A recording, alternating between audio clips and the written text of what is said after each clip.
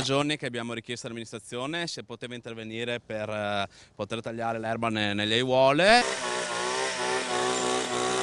I commercianti di via Facciolati sono delusi, esasperati, ancora in attesa di ricevere dal sindaco una risposta chiara sul progetto del tram. Ora sono alle prese con l'erba alta che ha invaso le aiuole davanti ai loro negozi e sui marciapiedi.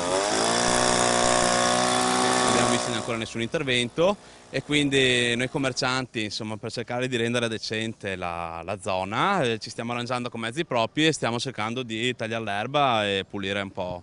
Delusissimi, anche perché l'anno scorso l'abbiamo tagliata noi, quest'anno anche un po' ha contribuito anche la pioggia che è cresciuta a dismisura.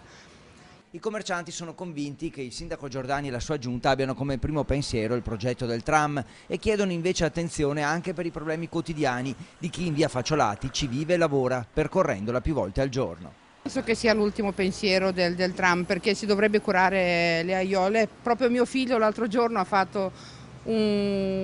ha scritto lui 2 frasi che proprio delle aiuole di via Facciolati. In alcuni tratti ormai l'erba arriva al ginocchio e allora, un po' come provocazione, un po' come necessità, ecco i cittadini improvvisarsi giardinieri. Qui per esempio potrebbe sorgere un piccolo ma utilissimo polmone verde.